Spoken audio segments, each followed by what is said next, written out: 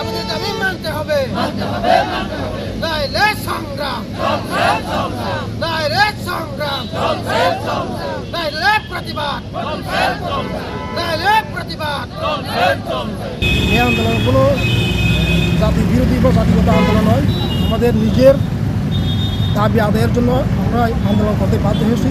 2022 সালে আমাদের একটা নোটিফিকেশন বের হয়েছিল গোলাঘাটতলা ব্লকের আন্ডারে, ঋষি গভর্নমেন্টের আন্ডারে যে বিষয় আছে গোলাঘাটতলা ব্লকের আন্ডারে, সেই বিষয়গুলো যাতে নিয়ারেস্ট এসটি ব্লকের আন্ডারে অন্তর্ভুক্ত হয় সেটার জন্য আমরা আন্দোলন করছিলাম। 50% সাকসেস হয়েছি।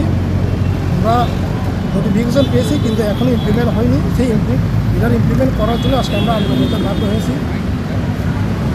আজকের এই আন্দোলনটা ছোট্ট একটা আন্দোলন।